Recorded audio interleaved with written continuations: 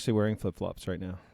I am only wearing tennis shoes. But, okay, Scott, tell us about the 7 things that no one ever tells you. Okay, so in today's podcast, we're going to talk about 7 things that you wanted to know if you're thinking about buying or selling real estate at the Delaware beaches that you may not have known. That's it. Yes. Free educational time.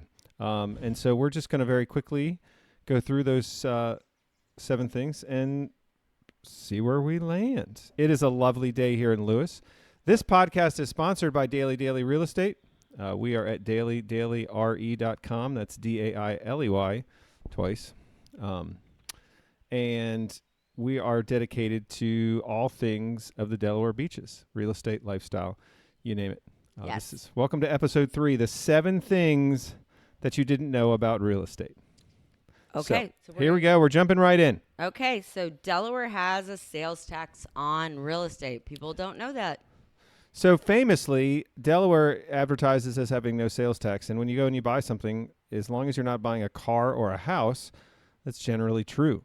But where it is not true is a house. There's a 4% transfer tax. That's how they get away with not calling it a sales tax, that it's from the transfer of your property from one owner to another that are not related.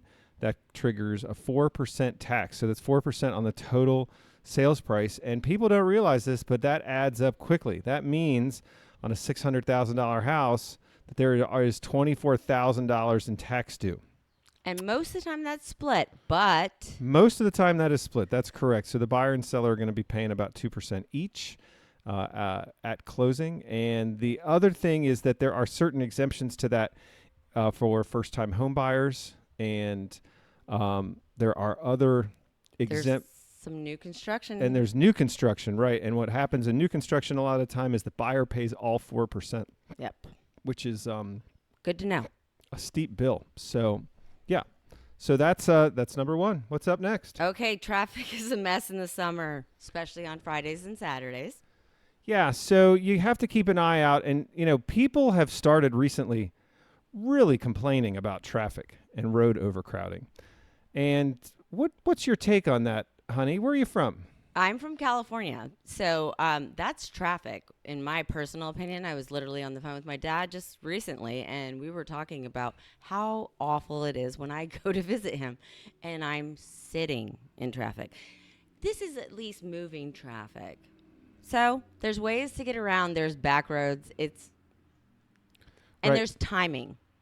And the timing is everything, because a lot of times, like on a Saturday morning, yep. Or on a Saturday afternoon, when you still have a lot of changeover happening. So the weekly rentals go Saturday to Saturday most of the time here at the beach. And so on a Saturday, you have everyone who is there, who's been there for a week. You have everyone who's coming for the next week, and the traffic gets a little nutty. The other kicker is what happens when it rains, honey. Oh, okay, so when it rains, and we used to have an office in Rehoboth, and literally that first trickle would make of everyone... raindrops is what she means, the trickle of raindrops. When everyone gets off the beach, and they're going to the outlets, they're going to the movies, they're going anywhere but on the beach, and they all are moving at the same time. So that is probably the worst traffic that you'll get. Right, so everybody goes off the beach, and what do? They go out, we want to go to the outlets, we want to go to the movies, we want to go and do other indoor activities, and that's probably the worst, in my opinion, that Route 1 gets. Yeah. It's like you take like a Thursday afternoon in July and you drop a few thunderstorms on the beach, and all of a sudden the traffic is absolutely insane. But other than that, it's really not bad. We don't have much of a rush hour because a lot of folks are retired down here. Although it's more pronounced than it used to be. And obviously there are times when backups happen, but by and large, we just don't think there's a lot of traffic issues here. So that's our take. No. But man, if you go online, you would think that it was just 24/7 gridlock. But it's not. But it's not. What's next? Okay, so we're going to talk about second home financing is more strict. That is definitely true. So if you're buying a second home. So second homes are financed differently. It still can be a 30-year mortgage, and in still some cases be tax deductible, but it also depends on a slightly more stringent underwriting standard to buy that second home. And so some folks don't realize that, and that's important to take note. In a future episode, we're going to have a mortgage broker come on the podcast and break down a lot of financing stuff, and that will And hopefully we love him. be Yes. a very educational episode. But in the meantime, just know that if you're looking at buying a second house, the financing is a little tougher than getting your primary residence. But if you're dealing with Dailey, we will hook you up with a great financing person. Right. We can take care of that for you. And I would say 100% you need to get a financing person from Delaware if you're going to buy a house in Delaware. Okay. What's next, honey? Okay, short-term rentals can vary by community and municipalities. You get that word? You want to do that one more time? Municipalities. Municipalities. Thank you. Sorry about that one. It's okay. Yeah. So a lot of folks now, seemingly after COVID, all of a sudden they want to maybe rent. They're going to buy a place at the beach, and they want to use it, but they maybe want it to be an income-producing asset when they're not using it.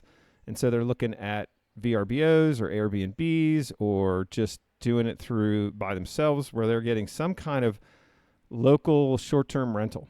Mm-hmm. And that's actually very popular. And you'd be surprised what people will rent, because as you get away from the beach and you get a little less expensive, you can get a nice place and maybe not have to deal with all the hubbub that is right around the ocean. And then have opportunities to go and see other towns and do other things because it's easy to get in and out with your car. So the backlash to that has started, and so you have to be careful about where you're looking. And that is certainly something that you want to come up with, that you want to speak early on. So it's one of the questions that if you're working with Dailey that we would ask you is, are you planning on renting this out? And if so, are you planning on renting it out for short term? Because we want to make sure that you're able to do it in a community.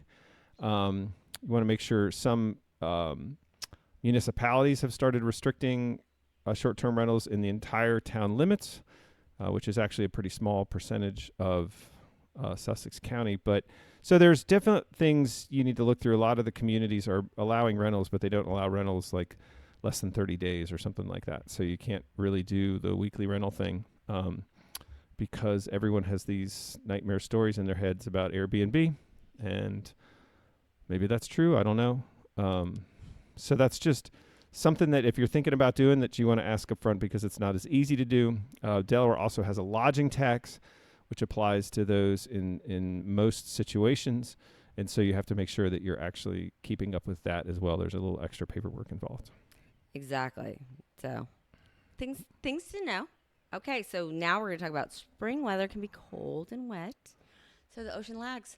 The ocean lags. What's your favorite season around here, honey? It's probably September.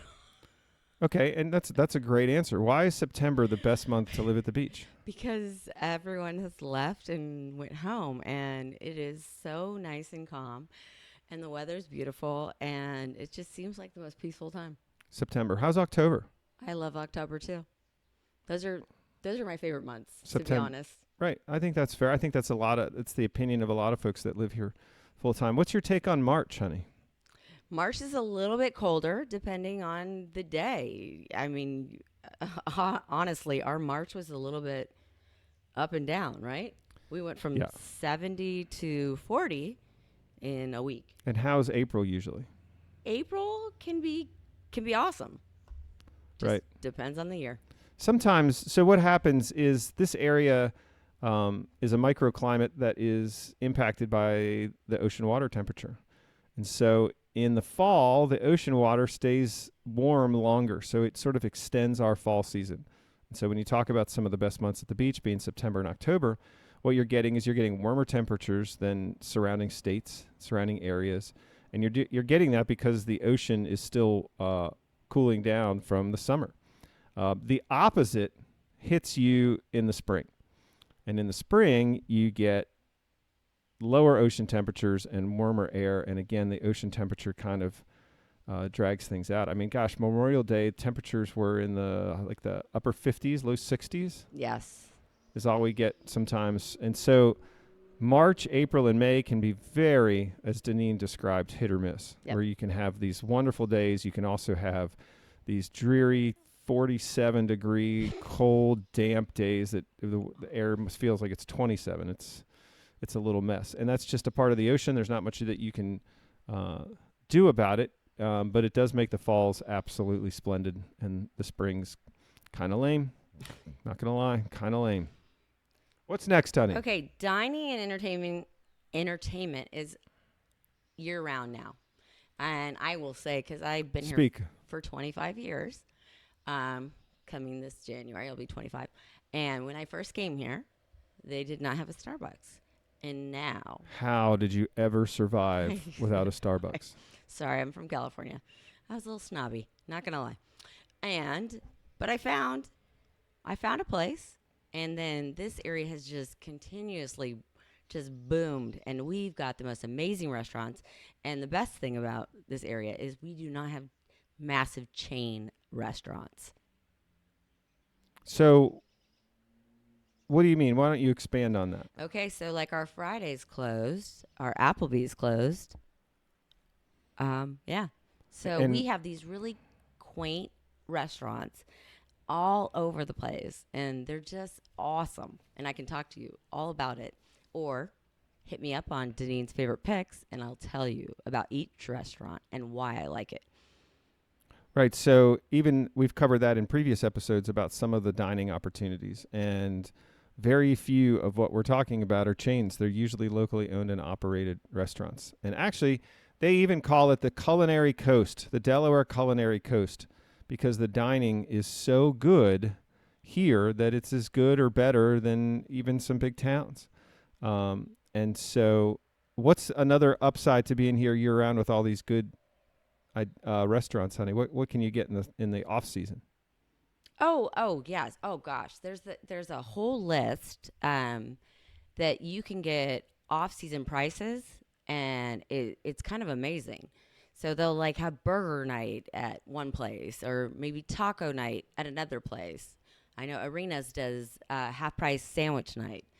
So there's a list, and it's literally called The List. And there's deals. Yes. And it's only in the off season. Only in the off season, which usually now is really like October through April. Mm-hmm. And there are you can eat very well in the off season. And it used to be that these places closed, and they don't really close. They don't close anymore. Or maybe they're open 7 days a week in the summer and 5 days a week in the off season. Yep. They're at least open from probably Thursday to Monday. Right.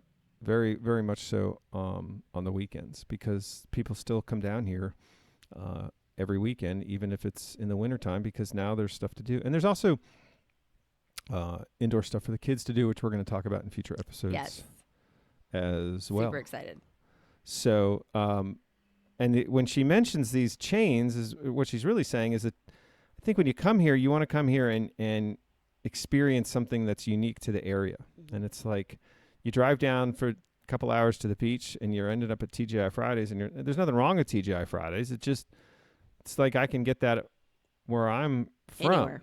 Right. If I want to have something unique, and we have steakhouses, we have seafood places, we have Italian restaurants, Indian cuisine, Thai cuisine. You name it. A lot of different specialties, and a lot of sort of what I would call American fare, which is sort of a steak and seafood type of menu with some pastas at a lot of different restaurants. And you can eat incredibly well. I used to be able to say it was a lot cheaper than city restaurants, but it's really not anymore. The prices have really caught up.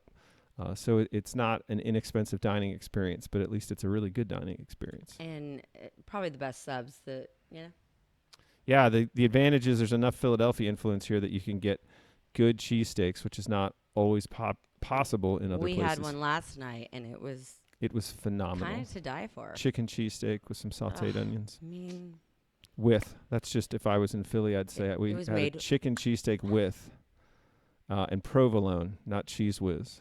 Yes. So that would be the proper ordering. I guess you can't get a chicken cheesesteak. Maybe in Philly they think that's cheating, but I liked it. It was amazing. It was amazing. Okay, what else? So the last thing that we're going to talk about is small town Delaware loves a good parade. Yes, they do. So, honey, let me ask you a question. What is the biggest single day of people coming into Rehoboth Beach? It is Halloween. Halloween. Well, it's not actually the day of Halloween, No. but it's the weekend before Halloween. So they put on the most amazing parade I've ever seen. Macy's Day It's got nothing on us. on it. Nothing. No. We Nothing. got the coolest parade on earth. What's it called? The Sea Witch Parade. There you go. They have a giant inflatable green-headed witch that they run in front of it, and it is a parade that has gotten so big and so serious that they've had to pass parking ordinances because people would go down and leave a car like a week before the Sea Witch Festival and just leave it there. So they have this primo tailgate spot on the path of the parade. They'd have people that would literally leave their beach chairs the night before, just leave them on the sidewalk so they could get good seats. There's a lot of flying candy going in both directions. Yes. Candy going We've into been the in parade.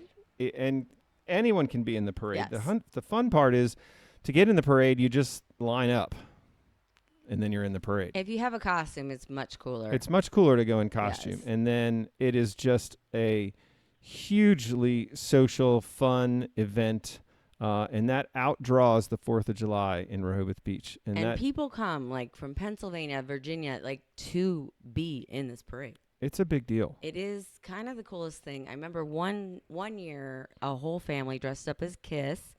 They were on a platform and they sang the entire way through the parade. How about that? I mean, Rock on. hey, And some of the it's not floats, low key here. some of the floats are pretty intricate. A lot of them aren't.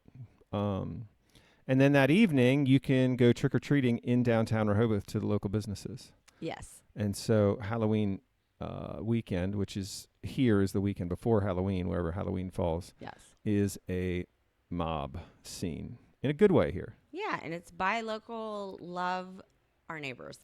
Yeah. Now, the funny thing about the Sea Witch Festival is at its core, it's a Halloween parade for the city of Rehoboth Beach. That's how it started.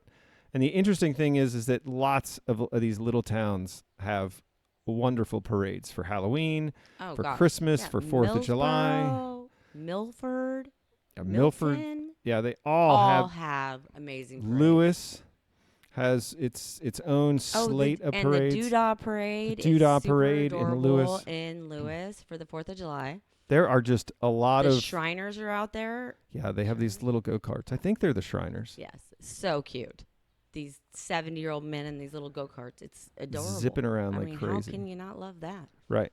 Lots of fun things. Even Lewes will do a parade of boats the 4th of July, and they will do one in the spring called the Blessing of the Fleet, which is just it's a boat parade. You want to be in it? You get on your boat and you go. Yeah. And it's that simple. And So if you want to be involved in an area and you're moving here, there's so many ways to so get much to involved. things.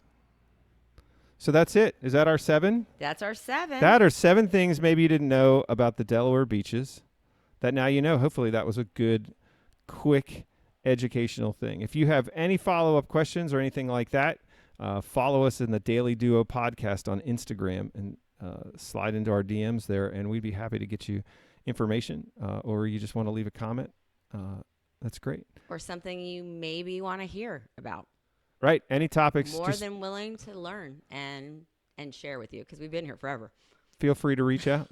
But until then, I'm Scott Dailey, And I'm Deniene Dailey. and this has been the Dailey Duo podcast. Yes. Thank you for joining us.